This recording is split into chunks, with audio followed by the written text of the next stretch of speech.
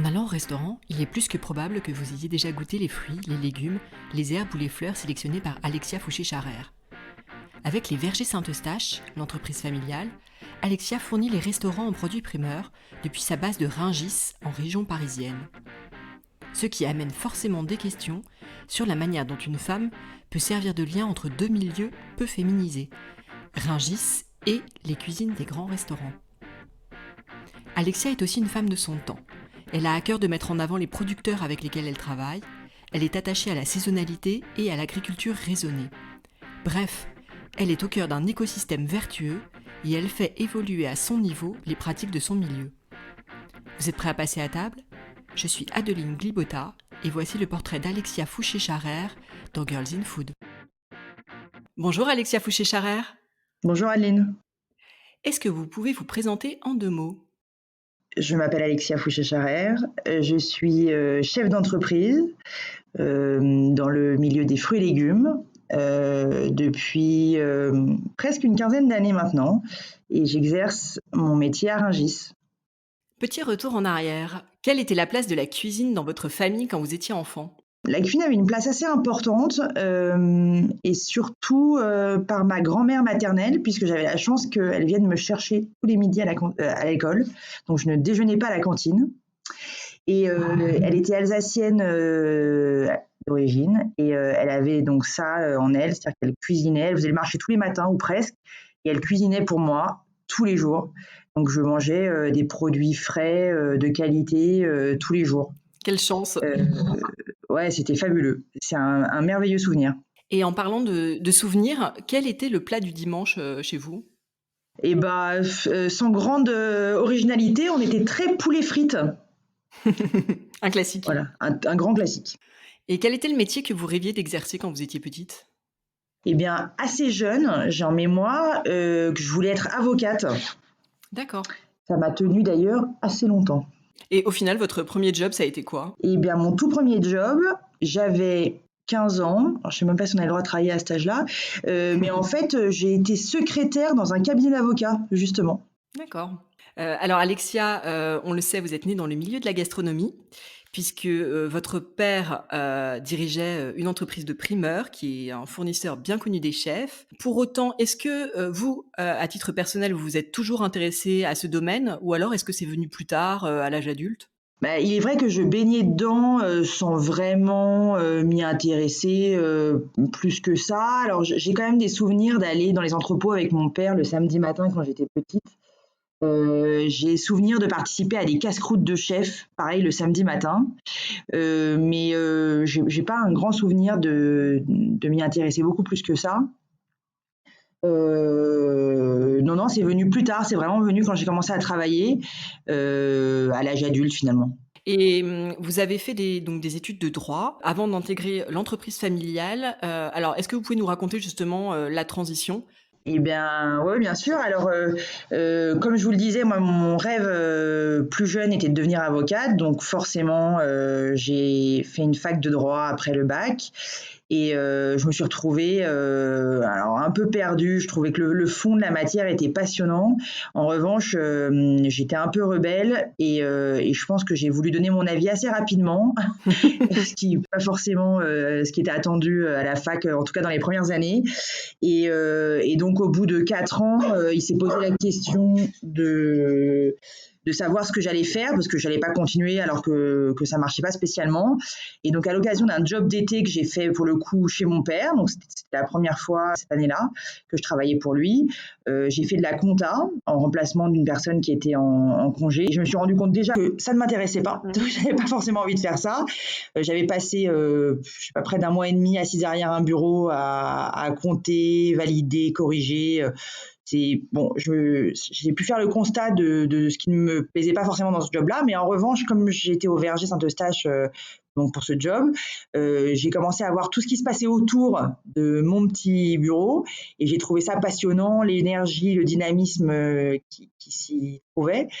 Et donc à la fin de l'été, la question se posait de savoir ce que j'allais faire l'année suivante et j'ai proposé à mon père de tenter l'expérience. Je me disais qu'il était important que je me donne au moins la chance d'essayer parce que l'héritage familial était il me paraissait fabuleux et je me laissais quand même une porte de sortie en lui disant que si jamais ça ne me plaisait pas, il serait toujours temps de retourner à d'autres études, d'autres formations et je ne suis jamais repartie. Et en fait, votre histoire familiale, dans le domaine des primeurs, elle remonte même à avant votre père? Ah oui, oui, bien sûr, elle remonte à mes arrière-grands-parents. Mon arrière-grand-père, en fait, avait commencé le commerce des pommes de terre à Paris pendant la Seconde Guerre mondiale. D'accord. Et en fait, mon arrière-grand-mère était couturière chez Chanel. À la fin de la guerre, ils se sont essayés à d'autres activités à Deauville, ce qui n'a pas vraiment plu à ma grand-mère, qui a demandé à ce que, enfin mon arrière-grand-mère, qui a demandé à mon arrière-grand-père de revenir vivre à Paris. Et c'est à ce moment-là qu'il a créé la société Charer en 1947. À l'époque, c'était une société qui ne vendait que des pommes de terre, donc il reprenait l'activité qu'il avait pendant la Seconde Guerre mondiale, de l'ail, de l'oignon, des échalotes, voilà. La pomme de terre était un produit assez commun à cette époque-là. Et donc voilà, l'aventure a commencé à ce moment-là. D'accord, et quel est le lien alors, avec les vergers Saint-Eustache? Alors, en fait, la diversification de notre métier s'est fait grâce à mon père au début des années 90, puisqu'il est passé de la vente donc de ses pommes de terre et de ses tubercules à la diversification fruits et légumes en général. Et il a fait l'acquisition des vergers Saint-Eustache en l'an 2000. D'accord. Les Vergers était une enseigne primeur qui se trouvait rue Montorgueil et qui avait la spécificité de sélectionner les plus beaux fruits et légumes qui existaient.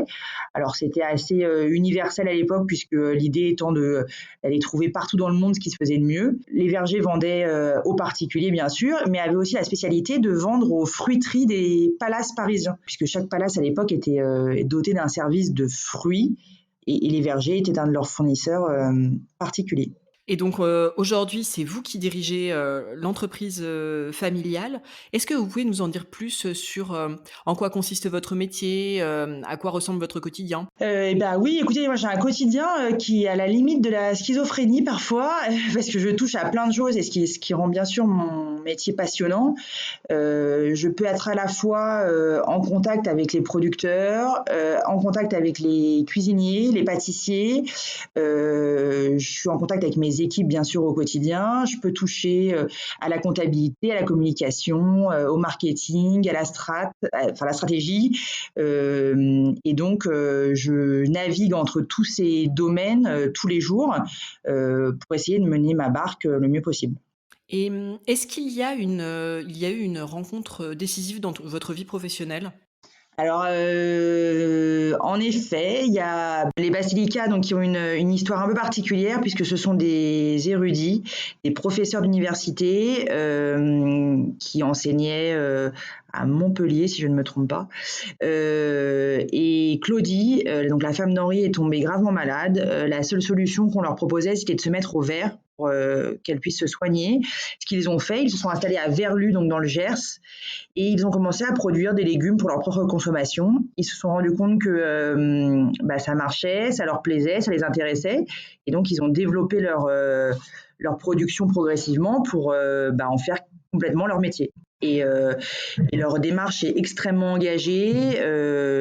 Henri fait énormément de recherches sur les techniques culturales, sur la biodiversité, sur la façon de pouvoir conserver une agriculture à la fois traditionnelle mais contemporaine.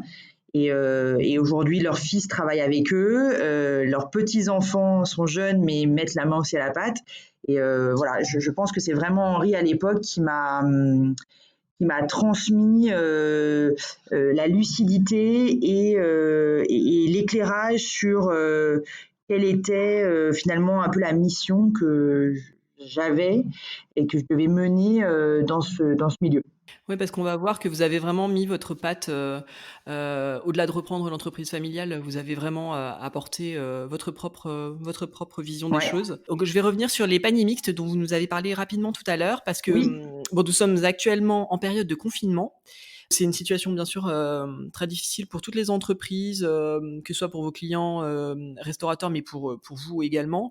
Et vous avez, vous, réagi très rapidement puisque vous avez développé un service de panier de fruits et légumes pour les particuliers, donc qui sont pourtant pas votre clientèle habituelle. tout à fait. Est-ce que vous pouvez nous en dire plus? Oui, bien sûr. Écoutez, quand, l'annonce de la fermeture des restaurants, a eu lieu, j'avoue que j'ai été un peu sonnée. Ma première inquiétude, ça a été, qu'est-ce que je vais faire de tout mon stock de marchandises dans mes frigos? Mmh.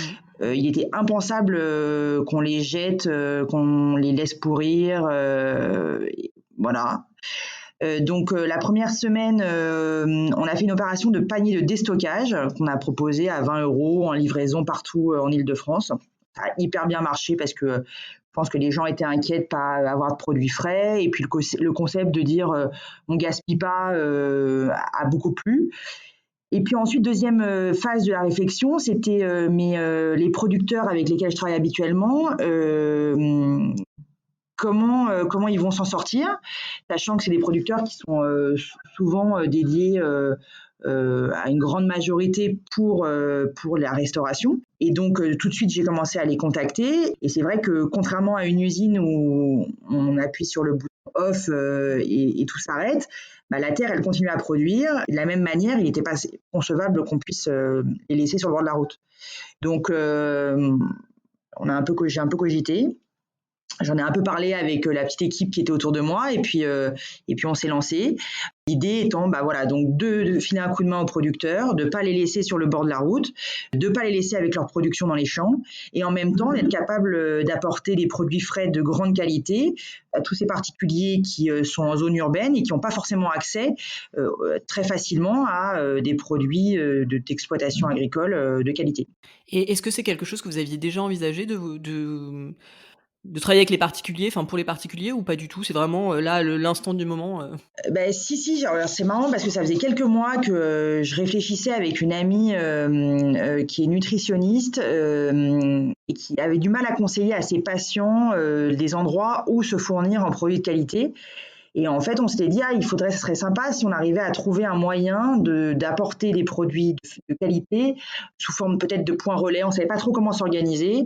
En tout cas, c'était une réflexion, voilà, que j'avais moi à l'époque, mais ça me paraissait, très éloigné de ce que je faisais et en même temps, un autre métier. Là, finalement, avec, cette crise, j'ai pas vraiment eu le choix et je vous avoue, je me suis pas posé 1000 fois la question. Ça me paraissait une nécessité vous vous êtes lancés. et on s'est lancé. Voilà. Alors Alexia, depuis que vous avez, repris l'entreprise, donc vous poursuivez le travail de votre père, mais au-delà des paniers mixtes, qui sont une initiative très, très récente, vous avez, innové notamment en créant le comptoir des producteurs. Oui. Est-ce que vous pouvez nous en parler, un petit peu? Oui, bien sûr. Bah, c'est un peu mon deuxième bébé, le comptoir des producteurs, parce que, donc toutes ces rencontres de producteurs, la rencontre d'Henri Bastelica, la rencontre des chefs,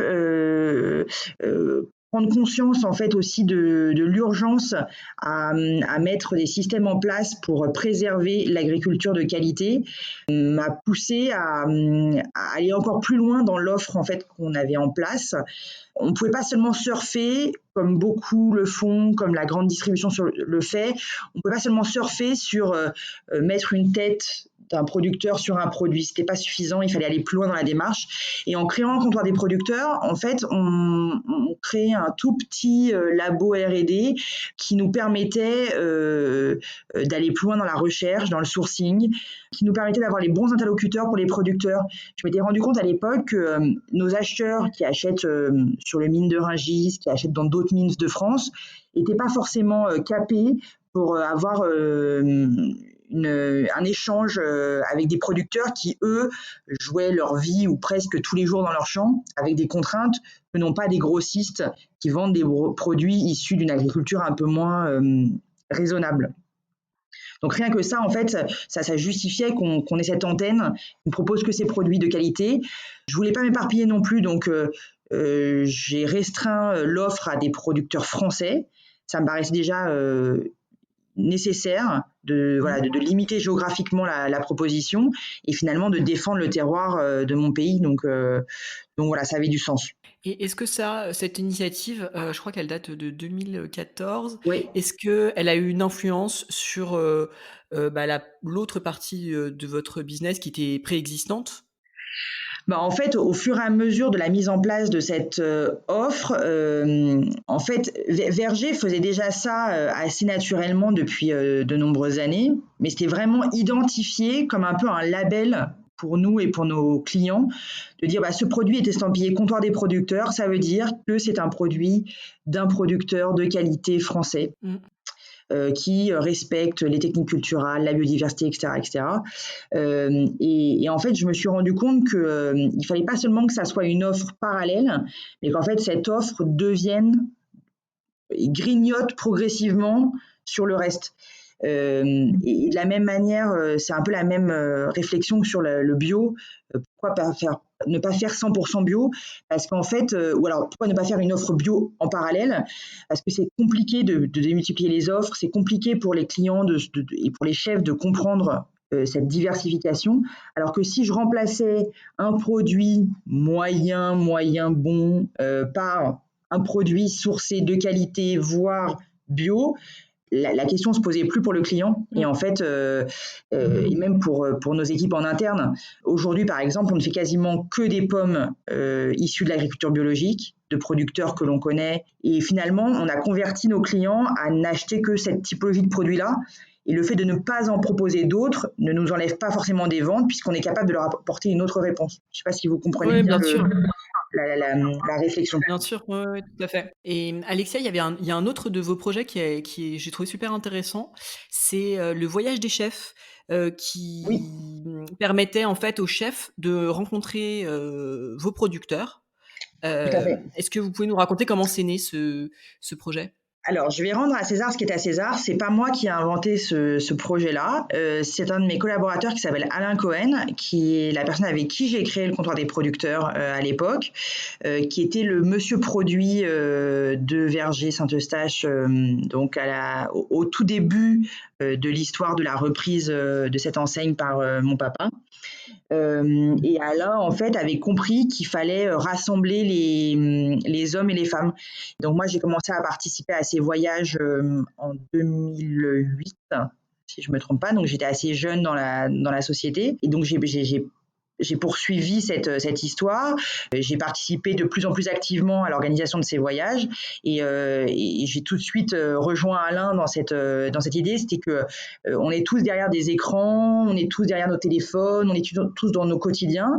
Les chefs ne viennent pas forcément à Rungis ou plus forcément à Rungis. Ils n'ont pas forcément l'occasion de se déplacer en province pour aller voir les producteurs. Donc c'était à nous de recréer le lien. Et c'était hyper important que ces gens-là se parlent parce que finalement les uns dépendent des autres et que le cuisinier puisse vraiment prendre toute la mesure des contraintes d'un producteur. Pourquoi il n'était pas capable d'avoir tel navet dans tel diamètre de façon très régulière? Pourquoi parfois il y a des ruptures? Pourquoi un produit est plus cher qu'un autre? Et c'est vrai que ces voyages ont permis à ces gens de se rencontrer et vraiment de se comprendre. C'était l'objectif. Et enfin, sur ce qui touche au projet que vous avez lancé, je voudrais revenir sur le service d'épicerie, enfin la gamme d'épicerie Oui, que vous proposez. oui. Pourquoi ce complément finalement de gamme par rapport à votre métier principal? Enfin voilà, est-ce que vous pouvez nous raconter un peu Oui, l'histoire bien de sûr. ce projet? Alors, en fait, c'est venu complètement de la demande des chefs. C'est-à-dire que les chefs ont commencé à nous demander des produits de plus en plus spécifiques en épicerie parce on a toujours une grosse force logistique, c'est-à-dire qu'on les livre tous les jours, 7 sur 7, quasiment tous les jours de l'année. Et ils se servaient de cette force logistique pour nous demander les petits extras qu'ils auraient peut-être mis beaucoup plus de temps à avoir autrement. Et finalement, c'est la demande qui a créé notre offre. Et notre gamme d'épicerie s'est créée comme ça, avec des choses très spécifiques, des produits de niche et vraiment des produits hyper intéressants destinés spécifiquement à la restauration. Et donc, progressivement, l'offre s'est développée comme ça. D'où ma volonté d'aller encore plus loin et de pouvoir consolider cette offre d'épicerie pour pouvoir voilà, être de plus en plus complet, de plus en plus compétitif aussi, parce que l'idée n'était pas d'acheter à des intermédiaires pour revendre, mais et puis aussi dans le sourcing, c'était intéressant d'aller encore plus loin dans la démarche. Et voilà, bah, d'ailleurs, à titre d'exemple, est-ce que vous pouvez nous parler d'un des producteurs avec qui vous travaillez et En dont épicerie? dont vous proposez la gamme en épicerie? Alors, j'ai un garçon par exemple, là ça me vient, qui a malheureusement arrêté son activité il y a quelques mois, mais qui avait créé une marque qui s'appelait Only, Honly. Donc c'était un jeu de mots. C'était du miel, c'est ça? Exactement. Ouais. C'était un garçon qui s'appelle Alain Coutan, qui venait pas du tout du milieu de la food et par ses rencontres avec des apiculteurs, qui s'est passionné pour ce produit et en fait qui se positionnait comme un caviste de miel. Et en fait, j'ai découvert que le miel, en fonction de l'endroit où il est produit, donc de la géographie, comment dire, Du terroir? du terroir, de la faune environnante, de la flore, pouvait avoir des goûts, des couleurs et des textures différentes. Alors bien sûr, ce ne sont pas des miels qui sont chauffés, ce ne sont pas des miels qui sont modifiés ni qui sont mélangés. Et ça donnait par terroir, par apiculteur et par année, en fait, des millésimes de miel. C'était fabuleux. C'est une démarche hyper intéressante. Très intéressante, ouais.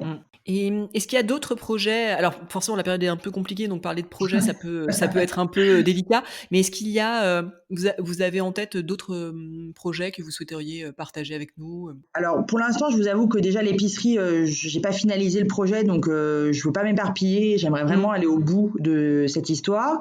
Et forcément, les paniers mixtes me poussent à me poser la question de continuer après cette période un peu compliquée. Donc, on va dire que ouais, les projets, c'est ça, c'est l'épicerie et les paniers mixtes pour les particuliers. OK. Alors Alexia, on va passer à la deuxième partie de cette interview qui est Mhm. consacrée, à la place des femmes dans le milieu de la gastronomie. Bien sûr. Donc ma première question, ce sera, est-ce que selon vous, le fait d'être une femme a eu une incidence, d'une manière ou d'une autre dans votre, parcours?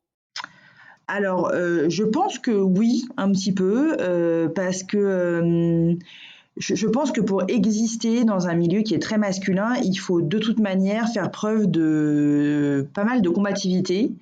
Et il ne faut pas se positionner comme une femme, mais finalement comme une personne qui peut apporter des compétences, un savoir-faire, des idées. Et donc, pour faire son trou, il faut peut-être ouais, être un peu plus résistant. Et donc vous travaillez, on l'a compris, hein, à Rungis, donc qui est un univers, qui est, réputé très masculin. Pour autant, en faisant mes recherches, pour préparer l'interview, je me suis rendu compte qu'il y avait, pas mal de femmes dans votre entreprise. Oui. Est-ce que c'était déjà le cas, avant que vous n'intégriez l'entreprise? Ou est-ce que c'est, enfin voilà, est-ce que c'est votre initiative? Est-ce que c'était déjà le cas avant? Alors, encore une fois, pour être complètement honnête, ça existait déjà auparavant. Il y a quand même des postes qui sont plus destinés à des femmes, qu'à des hommes par nature, hein. C'est pas forcément par volonté, interne de l'entreprise, mais par nature. Les postes administratifs sont plus occupés par des femmes et des postes plus manuels par des hommes. J'ai rien inventé, hein, c'est un peu l'histoire Oui, de. c'est la répartition, classique, même si ça évolue, mais ouais. Exactement, ça évolue, mais c'était globalement ce qui se passait ici. Ça n'a pas vraiment évolué avec mon arrivée, en tout cas. Ce qui a vraiment évolué, c'est plutôt la considération de la femme dans l'entreprise. Je pense qu'auparavant, on pouvait considérer que il était considéré, hein, ni par moi ni par mon père, mais peut-être par d'autres directeurs ou dirigeants qu'on a pu avoir, que voilà, finalement, voilà, les a priori classiques d'une femme au travail, d'une mère de famille qui travaille, etc., etc. Et moi, en fait, je voulais gommer tout ça et je l'ai même pas fait très volontairement. C'était assez naturel. Chaque femme a son histoire, a sa double, triple vie et il faut le prendre en considération. Je suis pas une grande combattante du droit des femmes en tant que telle. Je considère qu'il ne faut pas perdre de temps à crier qu'on est une femme. Il faut plutôt utiliser ce temps à mettre en avant ses compétences, ses idées, ses envies. Et il faut considérer qu'une femme est différente d'un homme malgré tout. Et pas vouloir ce pied d'égalité, malheureusement, que parfois certains souhaitent, parce qu'on ne sera jamais égaux, en tout cas dans nos compétences et dans notre être interne. Donc c'est plutôt ça que j'avais en moi et finalement que j'ai un peu diffusé dans l'entreprise. Reconnaître chaque femme à sa juste valeur avec son histoire. Et finalement, cette prise en considération ne concerne pas que les femmes, elle concerne aussi les hommes qui peuvent aussi avoir des contraintes familiales, leur histoire particulière et voilà. Ouais, oui, pour rebondir là-dessus, effectivement, c'est, même si les hommes et les femmes sont, voilà, différents, ne serait-ce que physiquement, pour autant, le fait que les femmes aient accès aux mêmes chances que les hommes, enfin, c'est ça qui est Ah bah, important. chez nous, c'est vraiment pas un sujet en fait. J'ai l'impression. Alors, je pense qu'on est très à part du monde de l'entreprise en général. Moi, je fais pas de différenciation en fait. Si j'ai déjà embauché des femmes chauffeurs-livreurs, pour vous donner des exemples. Je l'ai pas fait 10 fois dans ma carrière. Ça a dû m'arriver 2 fois peut-être.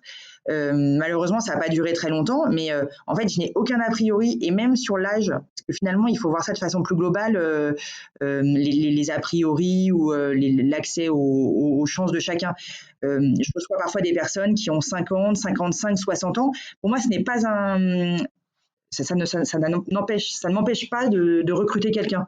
Si la personne correspond au poste que je lui propose, il n'y a aucune raison que pour des considérations de sexe, d'âge ou autre, je ne puisse pas lui donner accès au poste. Donc vraiment, alors je ne sais pas si c'est le domaine, le milieu de Rungis qui veut ça ou notre entreprise, mais vraiment, c'est pas un sujet. D'accord. Ouais, beh, justement, je me posais la question, de, bah, l'environnement à Rungis. Est-ce que, votre entreprise, elle est représentative de ce qui se fait, ou, enfin, je parle bien sûr des considérations, la place des femmes et cetera, donc là, vous nous avez bien expliqué que pour vous, il y avait pas de différence et que vous pouviez tout à fait recruter des femmes, à n'importe quel poste, en fait. Est-ce que c'est le cas à Rungis en général ou parce que ça a la réputation, mais vu de l'extérieur, hein, d'un milieu très masculin. Ben oui, c'est très masculin parce qu'il y a beaucoup de manutention et la manutention est quand même un métier qui est pas mal réservé aux hommes. Ensuite, il y a tous ces métiers de caissière, facturière, qui sont plutôt des métiers destinés à des femmes. Et la répartition finalement est assez, n'a pas beaucoup évolué, je pense là-dedans. Après, c'est vrai qu'en fonction peut-être des catégories socio-professionnelles de chaque domaine, la considération est peut-être différente. Mais ça, c'est vraiment, je ne peux pas forcément vous en parler très précisément parce que ben, je crois que c'est vraiment très indépendant de chaque patron d'entreprise. Globalement, c'est très masculin. Comme dans le monde entier, c'est misogyne. Il n'y a rien de très novateur à Rungis. Euh, Maintenant, je pense que c'est un peu comme partout, ça évolue et plutôt dans le bon sens. Et justement, vous qui côtoyez, des chefs, donc le milieu aussi, des cuisines, de la gastronomie, est-ce que, de ce point de vue-là, pour vous, la place des femmes évolue ou pas forcément? Est-ce que vous voyez un changement, en fait? Oui, alors moi, je vois de plus en plus de femmes en cuisine, mais ça fait déjà quelques années, hein, c'est pas Ouais. tout récent. Donc ça, c'est positif. Et en fait, en posant la question aux chefs hommes, ils étaient tous assez raccords pour dire que ça apportait beaucoup d'équilibre dans la composition des équipes. Mmh. C'est-à-dire que des hommes qui sont un peu brutaux, euh, un peu parfois excessifs, étaient tempérés par des femmes plus posées, plus douces. Et finalement, ils arrivaient à trouver un joli équilibre dans le fait d'avoir et des hommes et des femmes dans leur brigade. Et est-ce que vous auriez un conseil à donner à une femme, bah, qui nous écouterait et qui, en fait, souhaiterait, marcher sur vos traces? Ben, en fait, je vais vous donner un conseil que je donne finalement à mes équipes, qu'ils soient des hommes ou des femmes, donc ça marche pour tout le monde, ne jamais rien lâcher. Je dis souvent à mes équipes, vous êtes des bulldogs, vous avez chopé un os et vous le lâcherez pas tant que vous l'aurez pas fini. Et en fait, je conseille vraiment à mes collaborateurs, quand vous avez une idée en tête, quand vous voulez aller d'un point A à un point B, ne vous arrêtez pas tant que vous n'avez pas atteint le point B. Et c'est un peu le conseil que j'aurais envie de donner aux femmes aussi qui veulent performer ou en tout cas s'épanouir dans quelques domaines. Quoi. Mmh.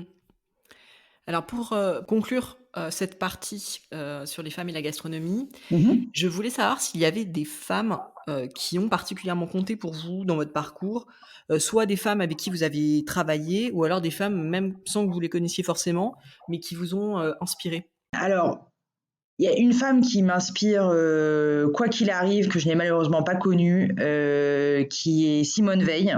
Je trouve que Mmh. son histoire, son parcours de vie professionnelle, familiale, ses engagements cette pugnacité permanente. Voilà, ça c'est une inspiration qui pour moi est voilà, sans limite. Et puis pour les autres femmes que j'ai croisées dans ma carrière, j'en ai pas mal que j'ai croisées. Et, vous donner un nom comme ça, c'est difficile. Anne-Sophie Pic est une personne que j'admire beaucoup. Que j'admire dans son engagement particulier pour les produits, dans ce qu'elle a réussi à faire en étant la fille d'eux, parce que c'est aussi une place particulière d'être la fille d'eux. Bien sûr. C'est aussi mon cas. Après, j'échange régulièrement avec Clarisse Ferrer-Fréchon, qui est une femme qui a monté son agence de communication, l'agence Melchior. C'est dans la gastronomie. Voilà, et dans la gastronomie, et qui est une femme assez bluffante par cet investissement nuit et jour permanent, cette capacité à s'adapter à tous les milieux, tous les métiers. Je trouve ça toujours assez fascinant. Christine Lagarde est une femme que j'admire, que je ne connais pas, mais que j'admire beaucoup aussi par sa réussite et aussi dans un monde très très masculin. Et finalement le respect qu'elle a réussi à attirer de ses pairs. Je crois que c'est déjà pas mal. Alors Alexia, on va passer à la dernière partie de l'interview. C'est le questionnaire Girls in Food pour mieux vous connaître. Quel est votre coup de cœur food du moment? Alors, du moment, tout est relatif, mais votre dernier coup de cœur food, que ce soit un lieu, un plat, un restaurant, un livre, ça peut être ce que vous voulez. En fait, j'ai eu, grâce au confinement, on a un peu plus cuisiné à la maison qu'on ne le fait habituellement. Pas qu'on cuisine pas, mais qu'on cuisine forcément un peu moins. Donc j'ai découvert le livre de cuisine de Guillaume Gomez. Le chef de l'Élysée. Qui est le livre en pas à pas, qu'il a sorti il y a 2-3 ans. Et donc, on demande en fait à nos enfants, mon mari est cuisinier de métier, donc c'est pas forcément... je suis pas très objective dans le choix, mais on demande à nos enfants en fait d'ouvrir le livre à une page et on cuisine ce que le livre propose à cette page-là. Voilà. Ah, c'est un beau challenge. Ouais, c'est assez, c'est assez challengeant, c'est ça. Quel est le plat qui résume votre enfance? Eh bien, je crois que le rôti de veau que me faisait ma grand-mère avec des petits légumes dans ce petit jus de sucre dans la casserole en fonte, ces petites pommes de terre caramélisées, ces carottes, ces navets représentent bien le genre de plat qu'elle pouvait nous faire. Et le plat que vous avez goûté que vous n'avez jamais oublié? Alors j'ai ce plat bien en tête, bien en bouche. C'est la tarte au caviar c'est langoustine et caviar si je ne me trompe pas, de Yannick Aleno. Fabuleux, somptueux, divin, indescriptible, mémorable. Je pense que j'ai jamais autant été bluffée par un plat que par celui-ci. Et est-ce qu'il y a un aliment que vous détestez? Mais pas vraiment. Bon. Je suis pas une bonne cliente pour ça. Je suis moins fan du foie de veau, par exemple. Je ne me régale pas forcément avec du foie de veau. Et à l'inverse, est-ce qu'il y a un produit que vous avez toujours au frigo ou dans vos placards? J'ai toujours du citron. Alors, je suis un peu, bon, mis à part quand, alors, entre juillet, août, c'est des mois où on en trouve moins facilement, en tout cas en Europe, donc là, j'en ai moins. Mais le reste de l'année, il est impossible qu'il n'y ait pas de citron dans mon frigo. J'en utilise à toutes les sauces. Et d'ailleurs, je crois que vous travaillez avec les agrumes Bachès. Tout à fait. Ouais. Tout Et à j'ai fait. interviewé il y a peu Perrine. Oui, j'ai vu ça. Oui, bah, les UHS, c'est une longue histoire. Ça fait partie des tout premiers producteurs un peu emblématiques avec lesquels on a travaillé. C'est Alain Cohen à l'époque qui les avait découverts sur les recommandations d'Alain Ducasse. Et c'est vrai que bah, c'est une longue histoire d'amour avec les Bachès. Alexia, quelle est votre recette fétiche, celle que vous faites tout le temps? Même ça peut être quelque chose de très simple. Je suis la pro des salades. Je m'adapte à chaque saison à faire d'une salade un moment frais, diversifié, coloré. Je suis très forte en salade. Et quand vous cuisinez, est-ce que vous écoutez quelque chose, que ce soit de la musique, des podcasts, la radio, ou alors est-ce que vous discutez? Bah, si je suis avec du monde, je vais discuter, mais si je suis plutôt seule en cuisine ou parfois avec mes enfants, c'est plutôt de la musique et plutôt du rock. Si on devait citer le resto de votre vie, ce serait quoi? De ma vie, c'est le restaurant de mon mari, c'est le restaurant de ma vie. Ah, est-ce que vous pouvez nous dire... Ouais, c'est la causerie. Ça se trouve 31 rue Vital dans le 16e. Et c'est un restaurant qu'il a acheté il y a 5-6 ans. Et je sais pas si ça restera le restaurant de toute ma vie, mais en tout cas aujourd'hui, c'est le restaurant de ma vie. Et le restaurant que vous donneriez cher pour tester? Eh bien, j'aimerais beaucoup aller déguster la cuisine de Mauro Colagreco à Menton. Mirazur. Ouais. Et dernière question, Alexia, quelle femme souhaiteriez-vous entendre dans ce podcast? Eh bien, j'aimerais beaucoup entendre Anne-Sophie Pic. Voilà, qu'elle nous raconte un petit peu comment elle perçoit son métier de son côté. Et voilà. Clarisse aussi. Et Delphine Plisson, pourquoi pas? Ah, génial. Un beau trio. Ouais, c'est pas mal. C'est assez divers et varié, mais Exactement. vous allez vous régaler. Ah ouais. Les interviewer. Un grand merci, Alexia. Merci, Adeline. À bientôt. À bientôt.